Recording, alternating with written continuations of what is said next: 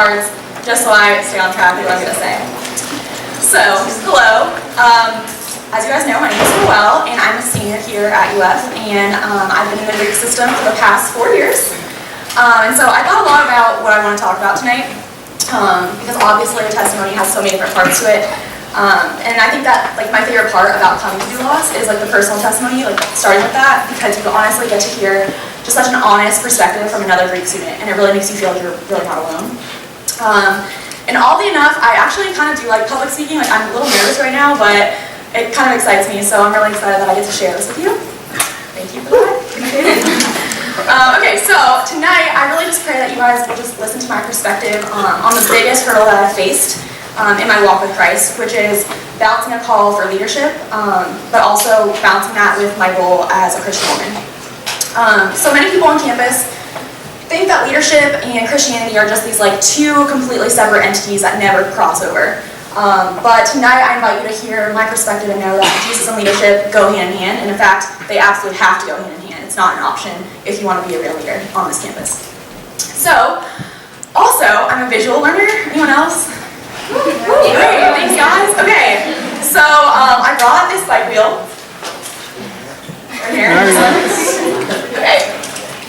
To convey some of the points that I want to talk about in my own testimony too. So you're probably thinking, what the heck is this girl going to do with a bike wheel and her faith? I'll get to that. So, when you construct a bike, can someone hold this?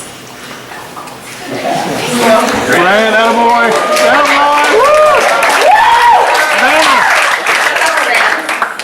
Okay, so, when you construct a bike, there's a centerpiece inside of the bike wheel, and it's called a hub. It's this little structure right here, this little circle. And basically it keeps all of the spokes or the sides, all of these things together.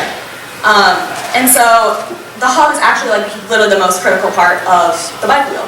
Your bike wheel would not be a wheel without the hub. And without it, every other piece is in jeopardy of not working. In fact, guaranteeing it not to work at all.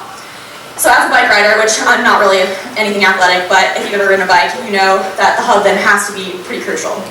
It keeps you balanced, keeps you on the right path.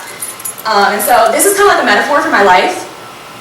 Do you guys see where I'm going with this? Okay, so all of these little spokes are just different parts of my life. So friends, family, Jesus, relationships. But my center was really kind of lost the entire time. And so my center, my freshman and my sophomore year, had Jesus as a spoke, as a little side piece, and really wasn't the hub at all. And the center instead that I replaced it with was just titles and recognition and awards and achievements. And if anyone knows me on campus, they know I love to be involved, and I love to get things, and I love to be accomplished. And all that was great as my center for a fleeting second. And then I would kind of go back into this achievement high where I would apply for another thing because I was tired of the thing I just got. And I was really your stereotypical Christian where I would post on Facebook blessed and humbled and thanks God for putting me here, and I'm sure you've seen them, which is embarrassing. And I basically just put them all out there for the world to see. And I would love, thanks God for X, Y, and Z. But really internally, it was oh actually I'm using Jesus to glorify myself, and I just want to tell everybody about this. And I'm sure you've seen it with friends, maybe you've done it yourself, it's fine, here I am, culprit, literally did it last week. And I honestly describe it as you know Hannah Montana, how she has her public life and her private life, that was me. I wanted literally the best of both worlds. And so I wanted to have this awesome public presence of oh I'm such a strong Christian girl, but then internally I was just kidding, me, achievement, glory. And so the worst part about this method that I had for my life was the no's were just horrible. The doors that God shut were horrible on me. So whenever I would get a rejection letter, I would be well, now I'm a failure, and the interviewer was wrong. They should have chose me. Or I would just be super entitled to these things. And so when I didn't get things, my center was basically empty because I didn't have anything to fill it with for the temporary high. So I was literally empty, and this wheel is it was just falling apart. And I think it's just really hard at UF, especially our campus culture is everyone has a great resume. Everyone has this laundry list of things that they do, and you're okay, I'm not adequate enough, and I have to keep doing more. And it's this self-perpetuating cycle, right? And so finally, my freshman sophomore year, I was so tired of jumping from thing to thing to yes to no to high to low. And my emotions were like so like strung out. And so I just did like the thing that a lot of people do when they hit rock bottom. I was gonna make a joke, but it's not funny. So I was gonna say like do hard drugs, but I was kidding. I honestly turned to Jesus in that time. I don't know why I just said that. Hard drugs, I'm really sorry. Okay, but I'm really not a prayer person at all. Like I'm not a prayer. Okay. Okay, I'm literally not a prayer person at all too. So like another thing about me is like I'm like the person that like right before my like head hits the pillow, I'm like, dear God, thank you so much, and then I'm like out. I'm just like bye to that prayer. No like time or effort. Like I'm just not a prayer person. It's so hard for me.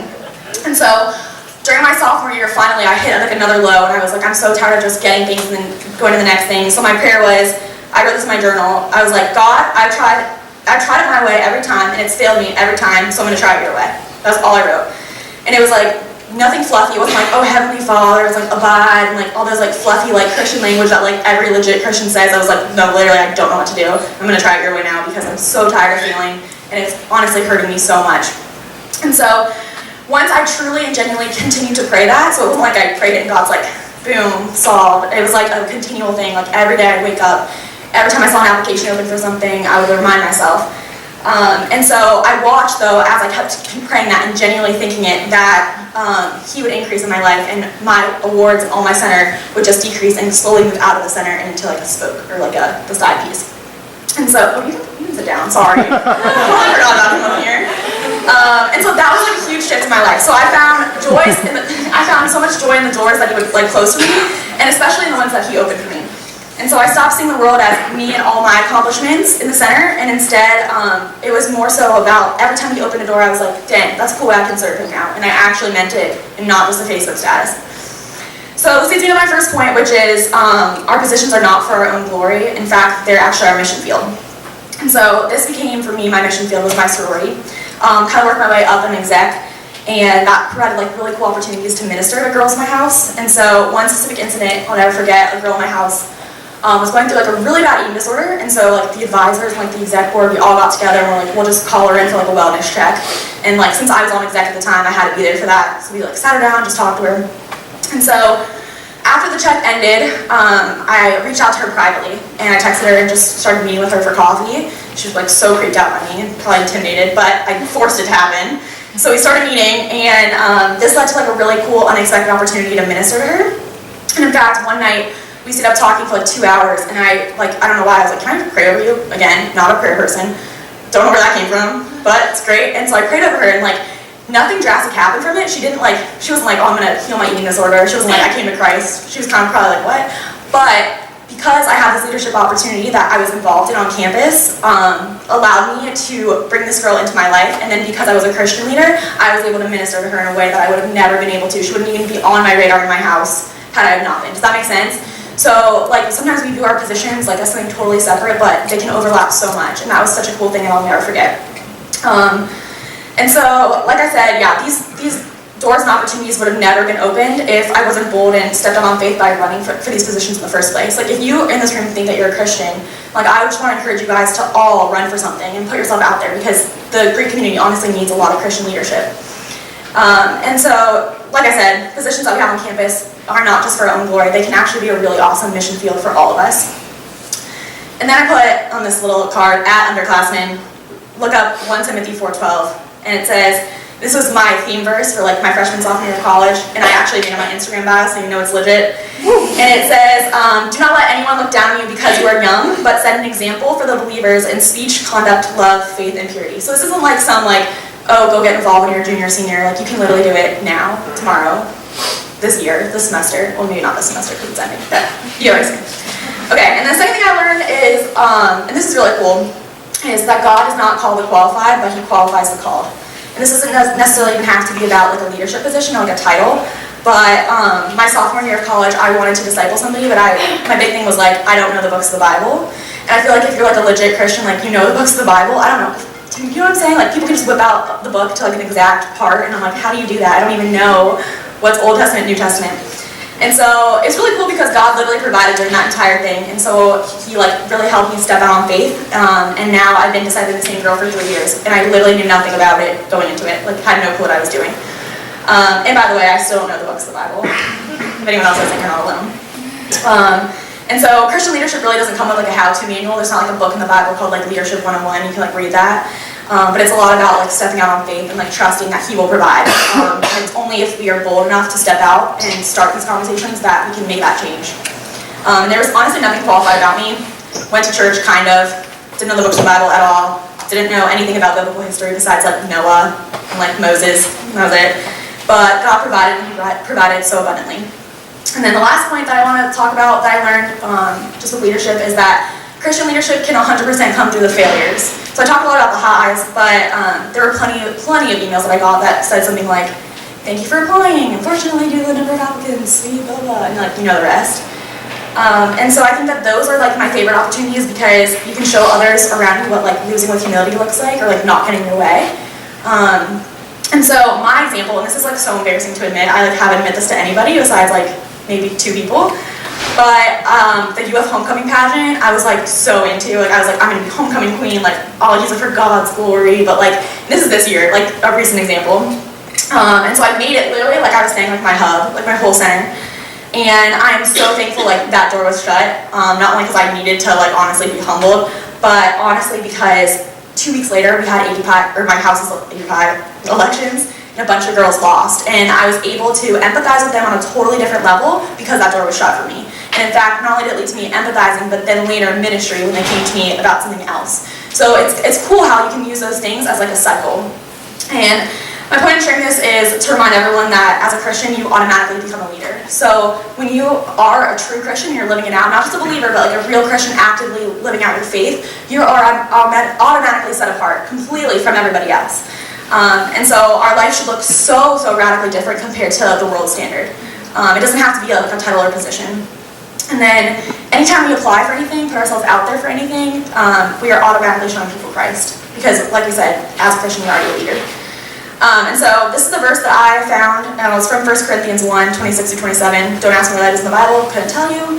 But it says, "Brothers, think of what you were when you were called. Not many of you were wise by human standards. Not many were influential. Not many were noble of birth, but God chose the foolish things of the world to shame the wise. God chose the weak things in the world to shame the strong." So literally the disciples who went on to be, mind you, the founding fathers of the church were fishermen and tax collectors by trade. Nothing special. They didn't have some like high up role at all. And so I think that's just such a good point of God uses like ordinary people, like all of us, you and me in this entire room, to do extraordinary things. So it doesn't have to be like some title that you're given just by name alone. And so my center, which was so fixated on my own glory, my own temporary highs, were just replaced by something that was so life-giving, so eternal, so constant that I honestly never want to go back to the way that I was before. And once I put Jesus as my hub, life definitely didn't get perfect at all, but my mindset and how I approached every situation was completely changed. So no longer were my failures seen as true failures, and I found out that even a no from God literally has goodness all over it. It was seen as Christ shaping his unique, individual, and perfect plan for my life. And when I made Jesus my center, I was given a constant and firm foundation to rely on through anything, any season. It wasn't just this temporary high that I had from before. Jesus is the hub that never fails, never breaks, and never changes. And like a bike, he keeps me balanced and on the right path. See what I did there? And so, just to end, Colossians 1:17 could not be more accurate when it says, "He is before all things, and in him all things hold together." So yeah, that's what I want to share with you guys about Christian leadership. And I really appreciate you guys being here.